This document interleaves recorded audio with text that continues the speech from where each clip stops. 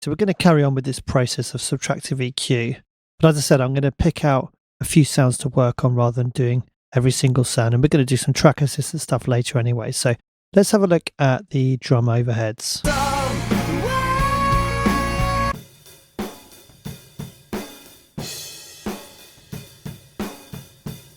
So I'm going to see if I can find a bit of a kind of room resonance in here as well.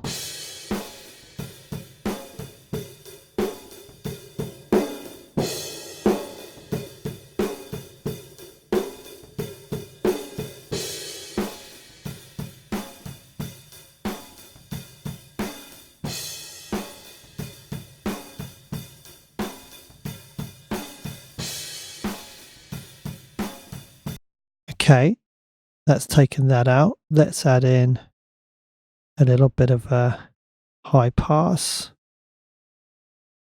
Let's just adjust the slope.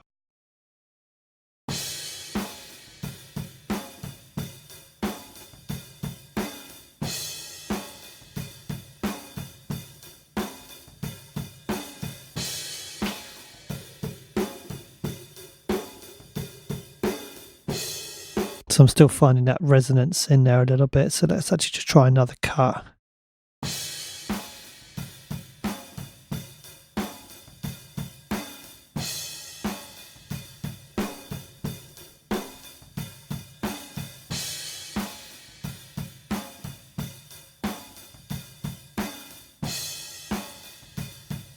Okay, just adjusting that just to try and get the right amount of that frequency in there.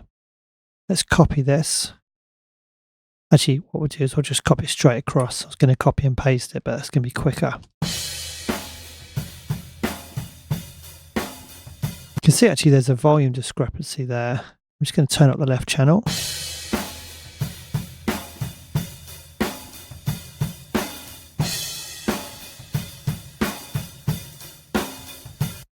And maybe take both of them down.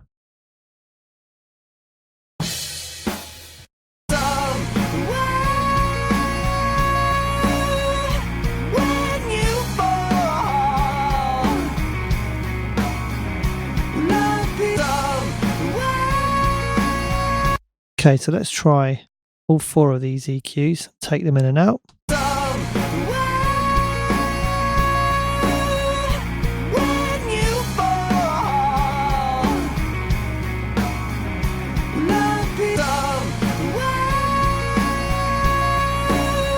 So just ever so slightly, the mix seems to stretch a little bit to me. The high frequencies seem a little bit higher, lows feel a little bit lower. It's subtle, but then we've only got 4 plugins on so far.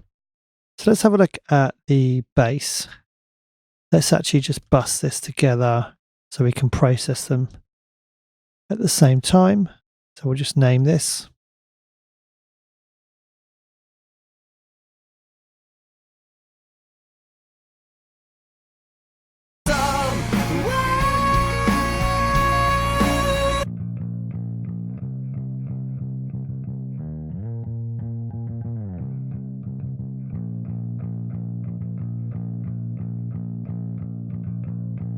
So often with bass, you have your kind of fundamentals around the 100 hertz kind of area, depending on obviously what notes are being played. There's often an area in the kind of 300, 200 area that can be reduced on a bass, but let's see if we can find that.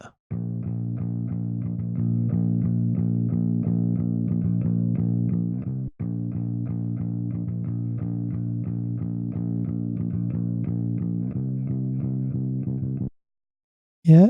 So it's one of the harmonics of the bass. Obviously, you have your fundamental frequency and then you have the harmonics above that, which give it its tone. Sometimes we can kind of clear up an area here, which allows fundamental frequencies of, say, the piano and the guitar to come through a little bit more.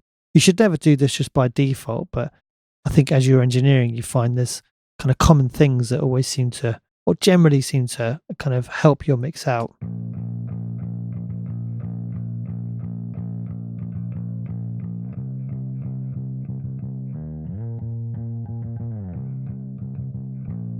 We can also try a little boost, which can help the bass come through on smaller speakers.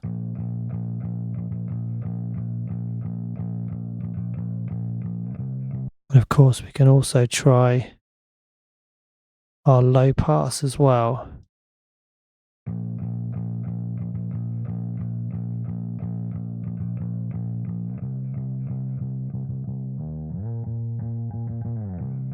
And that's going to allow us again just to take away any unnecessary high frequencies.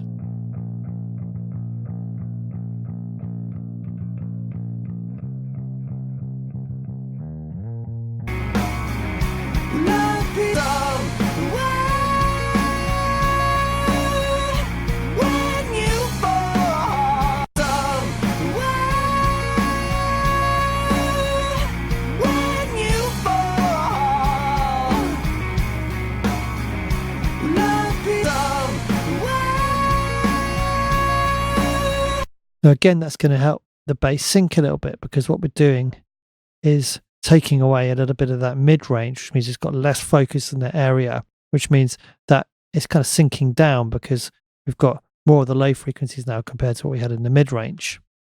Okay, let's have a look at another function that we have in the Neutron 3 EQ. I guess I'll just go crazy.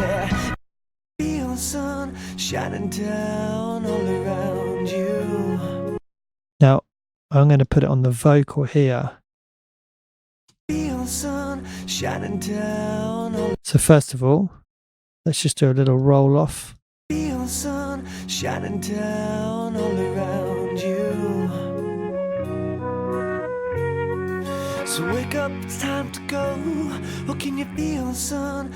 And we can actually work dynamically with the EQ as well. So if we switch on the dynamic section here, Feel the sun shining down all around. let's actually just create a little dip in frequencies that can become a little bit muddy sometimes. Feel the sun shining down all around you. So wake up, it's time to go. Oh, can you feel the sun shining down all around you? So now it's going to be affecting these frequencies dynamically. So the louder that frequency is coming in at the input, the more it's going to be reduced, which is a more of a subtle way of doing it. Feel the sun shining down all around. Feel the sun shining down all around you. So we can actually clear up a little bit of muddiness in the vocal. So wake up, it's time to go. Oh, can you feel the sun? See the sun shining down all around you. Yeah, yeah, yeah. Yeah, yeah, yeah. I'm just going to take down these two harmony vocals.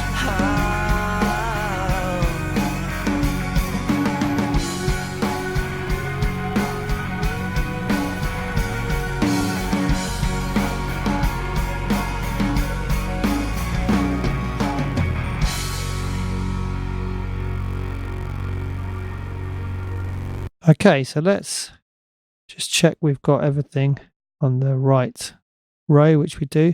Let's try taking in and out these EQs again, see how it's sounding. Yeah, yeah, yeah.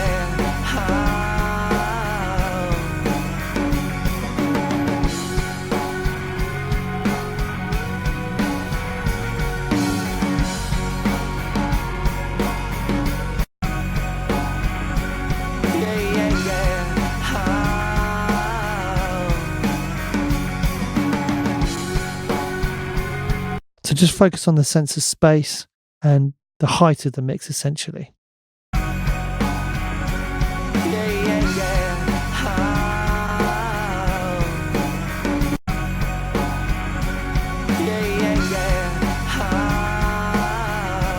It's definitely helped clear out a little bit of space in that mid-range. Now again, ordinarily what I would do is go through every single channel in the whole mix and do this, but I don't want the video to become very, very repetitive. You kind of get the picture of what I'm doing. So just to give you an example, say on, let's use this finger tap guitar.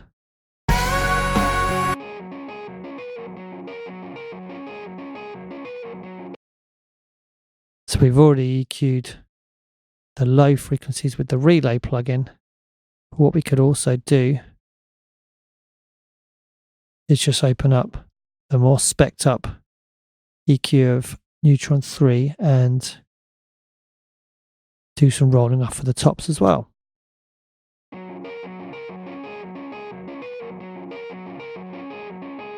Now we should be doing this in the mix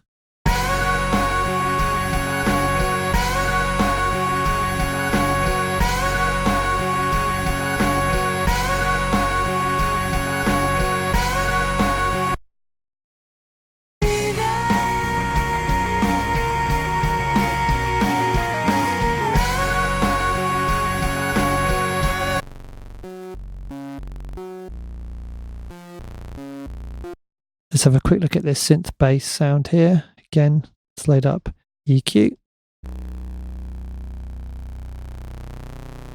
So we've already got the bass line playing there, so let's see if we can take out a lot of this low frequency rumble here.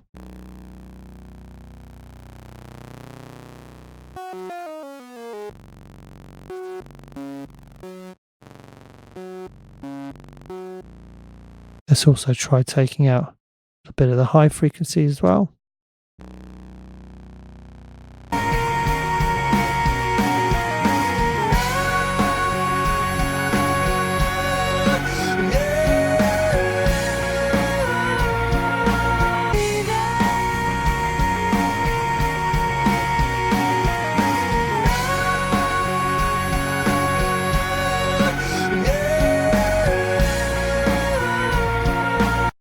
Feel like we missed something a little bit when we take out the lows there.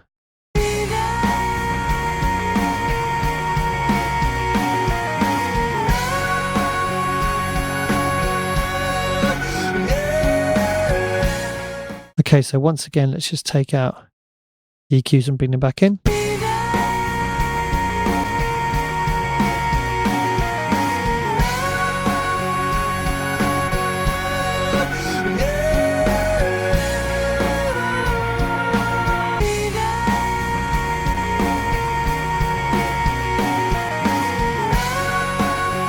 So we're just a little bit less boxed in when we have the EQs in there.